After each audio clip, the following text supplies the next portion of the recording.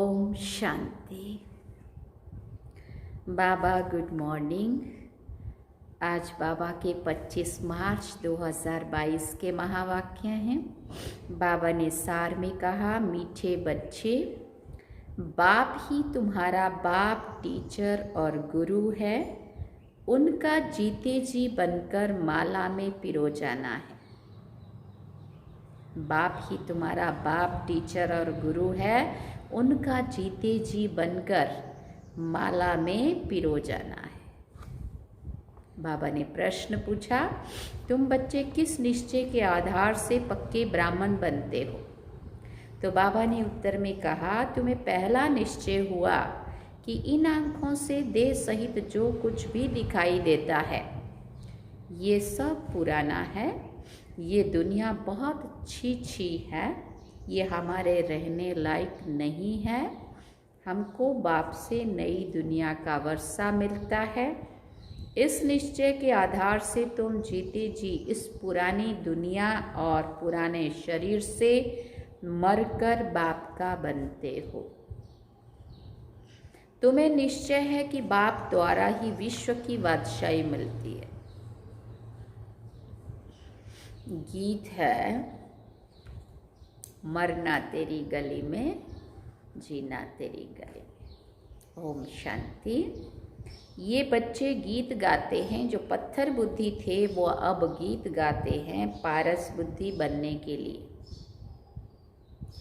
एक गीत भी है कि पत्थरों ने गीत गाया। वो पत्थर तो गीत नहीं गाते। पत्थर कोई गीत गाते हैं? नहीं गाते। वो पत्थर तो गीत नहीं गाते, परंतु पत्थर बुद्धि मनुष्य गाते। अब तुमको ईश्वरीय बुद्धि मिली है। ईश्वर ने अपने बच्चों को बुद्धि दी है। जब हम ईश्वर के बने हैं तो देह सहित हमारी सारी दुनिया को भूल जाते हैं। हम देह सहित सारी दुनिया को भूल जाते हैं, क्योंकि ये रहने लायक दुनिया ही नहीं है।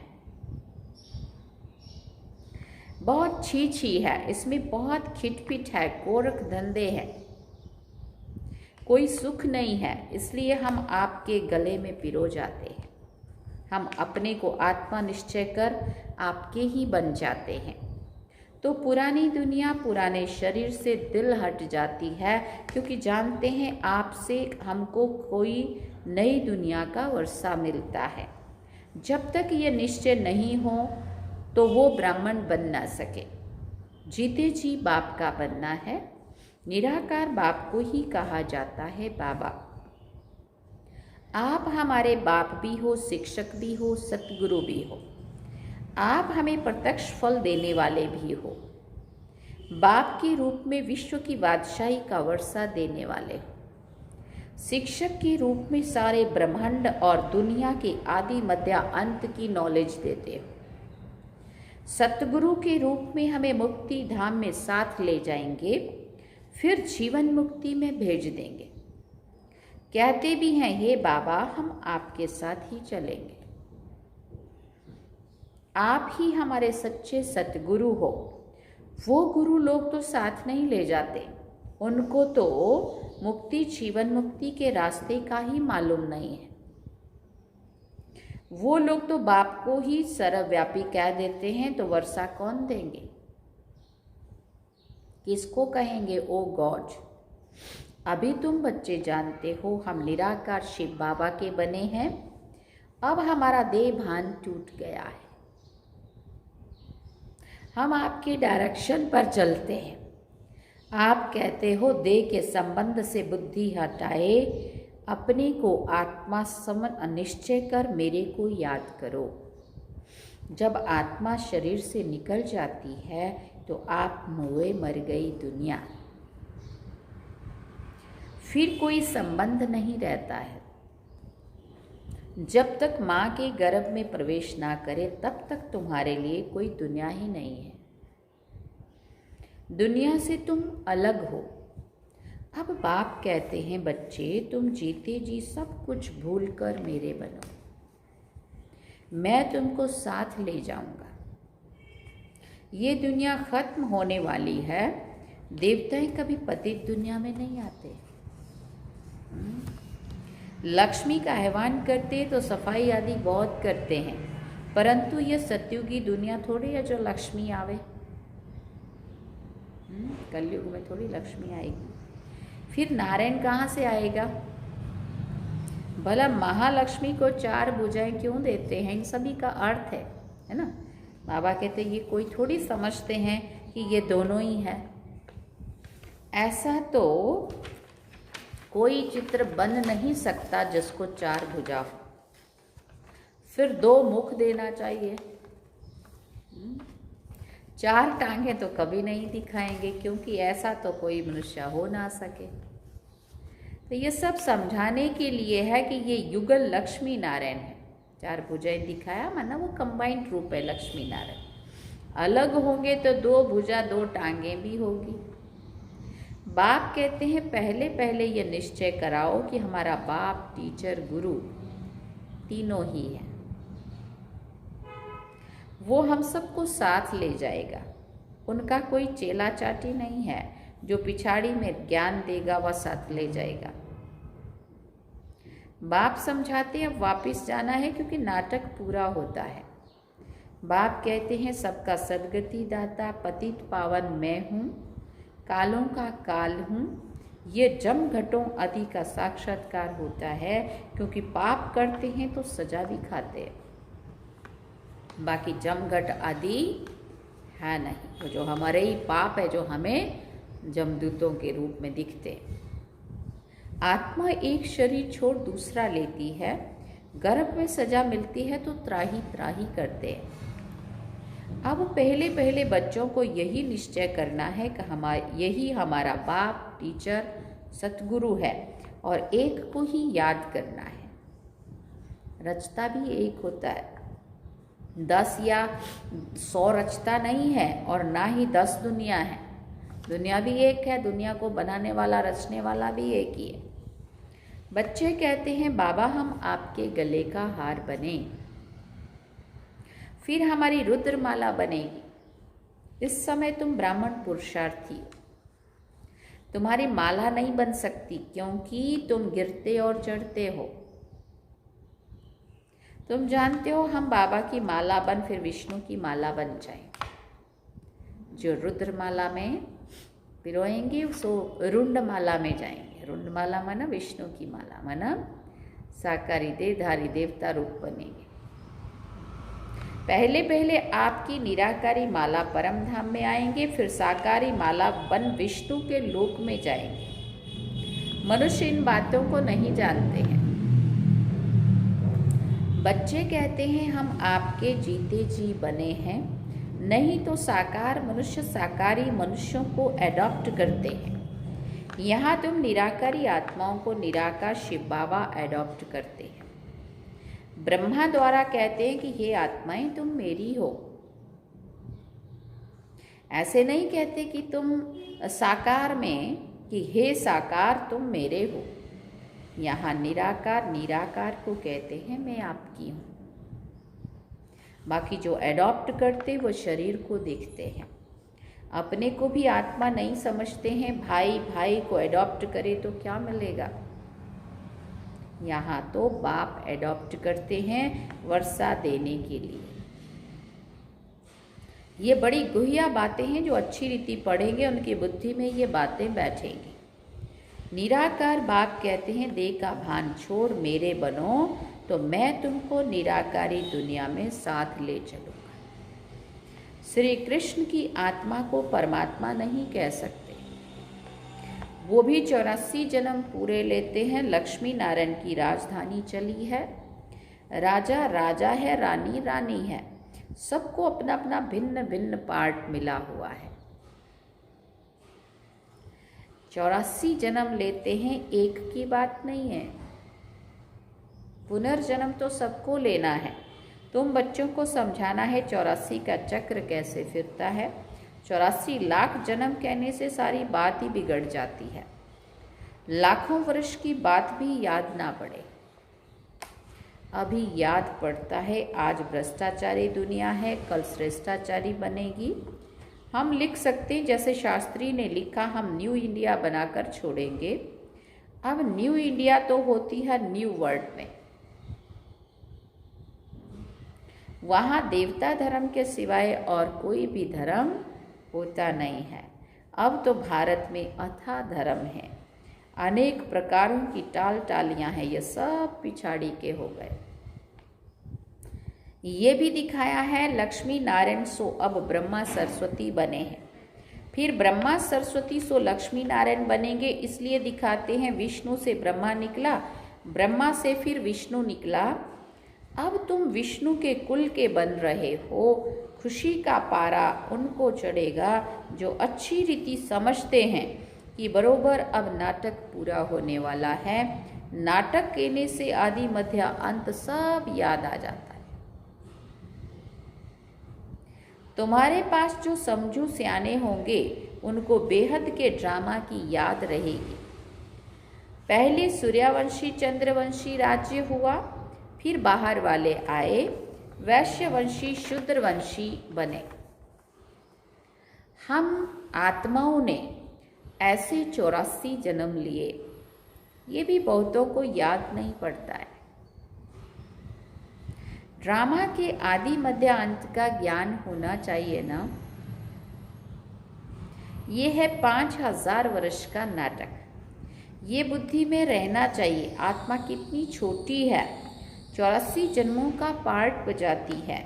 परमात्मा भी कितना छोटा है, वो भी पार्ट बजाने के लिए बांधा हुआ है, ड्रामा के वश है। संगम होगा तो उनके पार्ट बजाने का टाइम इमर्ज होगा। शास्त्रों में फिर लिख दिया है, भगवान को संकल्प उठा कि मैं नई सृष्टि रचूं, परंतु लिखा ऐसा है जो कोई समझ ना सके। वो सब है पास्ट की बातें। बाबा कहते तुम तो प्रैक्टिकल पार्ट बजा रहे हो ना। तुम जानते हो हमारा बाप, टीचर, गुरु तीनों ही हैं। लौकिक बाप को कभी ऐसे नहीं कहेंगे, गुरु को तो गुरु ही कहेंगे। यहाँ तो तीनों ही एक है, ये समझने की बातें हैं। नॉलेजफुल गॉडफादर को ही कहते हैं, उसमें सारे झाड़ की नॉलेज है क्योंकि चैतन्य है। आकर के सारी नॉलेज देते हैं। अब तुम बच्चे जानते हो कि हम इस देह को भी छोड़कर बाबा के साथ चले जाएंगे। जब तुम कर्मातीत बन जाएंगे तब तुम्हारे में कोई भूत नहीं रहेगा। देह अभिमान का पहला नंबर भूत है। इन सब भूतों का बड़ा है रावण। देह अहंकार दिखाते हैं रावण को बहुत सारा। भारत में ही रावण को जलाते हैं, परंतु रावण क्या चीज़ है वो कोई नहीं जानते हैं। ये दशहरा, रक्षाबंधन, दीपमाला कब से मनाते आए हैं कुछ भी पता नहीं है। आखिरी ये रावण मरना है या ऐसे ही चलता रहेगा, कुछ भी पता नहीं पड़ता। रावण को जलाते हो फिर जी उठता है क्योंकि उनका राज्य है। सतयुग में रावण होता ही नहीं है, वहाँ योग बल से बच्चे होते हैं। जबकि योग बल से तुम विश्व के मालिक बनते हो, तो क्या योग बल से बच्चे पैदा नहीं हो सकते?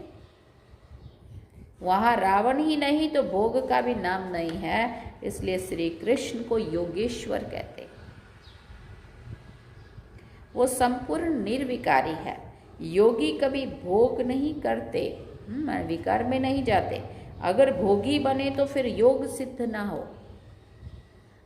अब तुम योग सीख रहे हो, भोगी बनने से अथवा विकार में जाने से योग लग ना सके। तुम बच्चों को बाप, टीचर, सतगुरु तीनों का इकट्ठा वर्षा मिलता है। सतगुरु सबको साथ ले जाते हैं ना, ले तो सबको जाएंगे, परंतु तुम गले का हार बनते हो। साजन सब सजनियों को ले जाएंगे।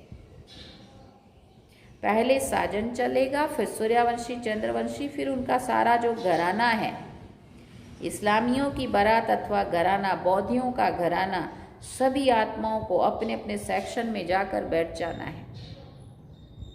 सबसे आगे शिव बाबा चलेंगे साजन, उसके पीछे सजनियाँ, सतयुगी आत्माएं, फिर त्रेता युग की आत्माएं, फिर द्वापर से सारे धर्म पिताओं की आत्माएं आगे, फिर वो एक एक धर्म पिता के पीछे के सारी आत्माएं, है ना, वो सब अपने अपने सेक्शन में जा करके बैठेंगे। इसलिए वो झाड़ का देखो कैसा दिखाया, हाँ, ऊपर ऊपर फिर ऐसे नीचे, फिर उनके पीछे पीछे लाइनें, है ना, देखा है ना पूरा झाड़। सब जाकर अपने अपने सेक्शन में बैठ जाएंगे। आत्मा स्टार है, ये बड़ी समझने की बातें हैं। तकदीरवान ही धारण कर औरों को भी समझाएंगे। वो फिर महिमा भी लिखते हैं, फलाने ने हमको समझाया तो हमारे कपाट खुल गए, इसने हमको जीवदान दे दिया। फिर उनसे ही प्रीत हो जाती हैं, उनको ही याद करते रहते हैं, फिर उनसे ही छुड़ाया जाता है। दलाल को थोड़ी याद किया जाता है, दलाल ने तो दलाली की और खलास। फिर साजन को सजनी याद करती है, ब्रह्मा हो गया दलाल। याद उस शिव बाबा को ही करना है। ये दलाल भी उनको ही याद करते हैं। ये दलाल माना ब्रह्मा बाबा की बात कर रहे हैं। इनकी महिमा नहीं है, ये तो पतित है। इसमें पहले इनमें प्रवेश कर फिर इनको पावन बनाया। एक है पतित और एक है पावन। सूक्ष्म वतन में ब्रह्मा है पावन, उनकी भी शक्ल दिखानी चाहिए। समझानी तो बार बार दी जाती है, परंतु जबकि आकर बाप का बने। बाबा हम आपके हो गए, हाँ आप हमारे बाप, टीचर और सतगुरु हो। बाप कहेंगे मैं भी तुमको स्वीकार करता हूँ, परंतु याद रखना मेरी इज्जत नहीं गंवाना। किसने कहा? शिव बाबा। मेरा बनकर फिर विकार में नहीं जाना। वास्तव में इस समय सब नरकवासी हैं, याद करते हैं स्वर्ग को, कहते हैं फलाना स्वर्गवासी हुआ। बाबा कहते अरे स्वर्ग है कहाँ जो स्वर्ग में पधार गया, चला गया। अगर वो स्वर्ग में गया फिर यहाँ बुलाकर खाना आदि क्यों खिलाते हो? स्वर्ग में तो और अच्छा अच्छा सब कुछ मिलने वाला, फिर यहाँ बुला करके सब करने देने खिलाने की क्या ज़रूरत है? पतित दुनिया में पतित ब्राह्मणों को ही खिलाते हैं, पावन तो कोई है ही नहीं। परंतु इस छोटी बात को भी कोई समझ नहीं सकते। अच्छा, मीठे मीठे सिकिल दे बच्चों प्रति माता पिता बाप दादा का याद प्यार और गुड मॉर्निंग। रूहानी बाप की रूहानी बच्चों को नमस्ते। हम रूहानी बच्चों की रूहानी माता पिता बाप दादा को दिल व चांद सिकवा प्रेम से याद प्यार गुड मॉर्निंग, नमस्ते, थैंक यू बाबा, शुक्रिया बाबा, मेरा बाबा, प्यारा बाबा, मीठा बाबा, लव यू बाबा। बाबा बाबा कितना प्यारा है ना बाबा। धारणा के लिए मुख्य सार, पहला पॉइंट, ज्ञान देने वाले दलाल से प्रीत न रख, एक शिव बाबा को ही याद करना है, वही जीवदान देने वाला है। दूसरी बात, इस बेहद नाटक को बुद्धि में रख, अपार खुशी में रहना है। देह का भान छोड़ अशरीरी बनने का अभ्यास करना है। देह का भान छोड़ अशरीरी बनने का अभ्यास करना है। वरदान में बाबा ने कहा, अपने भरपूर स्टॉक द्वारा खुशियों का खजाना बांटने वाले हीरो हीरोइन पार्टधारी भव। अपने भरपूर स्टॉक द्वारा खुशियों का खजाना बांटने वाले हीरो हीरोइन पार्टधारी भव। संगम युगी ब्राह्मण आत्माओं का कर्तव्य है सदा खुश रहना और खुशी बांटना, लेकिन इसके लिए खजाना भरपूर चाहिए, अपने पास भरा हुआ होना चाहिए। अंदर होगा वही बांटेंगे ना बाहर। अंदर खुशी अपने पास भरी हुई रहेंगी, हम खुद खुशी में रहेंगे तो खुशी अपने चेहरे द्वारा, अपने शब्दों द्वारा, अपने कर्मों द्वारा बांटी जा सकती। अभी जैसा नाजुक समय नज़दीक आता जाएगा, वैसे अनेक आत्माएं आपसे थोड़े समय की खुशी मांगने के लिए आएंगी। तो इतनी सेवा करनी है जो कोई भी खाली हाथ ना जाए। इसके लिए चेहरे पर सदा खुशी के चिन्ह हो। कभी मूड ऑफ वाला, कभी माया से हार खाने वाला, दिल शिकस्त वाला चेहरा ना हो। सदा खुश रहो और खुशियां बांटते चलो, तब कहेंगे हीरो हीरोइन पार्टधारी। स्लोगन में बाबा ने कहा, एक दो की राय को रिगाड़ देना ही संगठन को एकता के सूत्र में बांधना है। एक दो की राय को जब हम रिगाड़ देते हैं, है ना, मानते हैं, सुनते हैं, तो इससे हमारा संगठन मजबूत बनता है ना। एक दो की राय को रिगाड़ देना ही संगठन को एकता के सूत्र में बांधना है। अच्छा, ओम शांति। ये थे आज के बाबा के महावाक्य। बाबा ने सार में कहा, मीठे बच्चे, बाप ही तुम्हारा बाप, टीचर और गुरु है। उनका जीते जी बनकर माला में पिरो जाना है। गीत क्या सुना? मरना तेरी गली में, जीना तेरी गली में। ये है आज के बाबा के महावाक्य। अभी हम बाबा को याद कर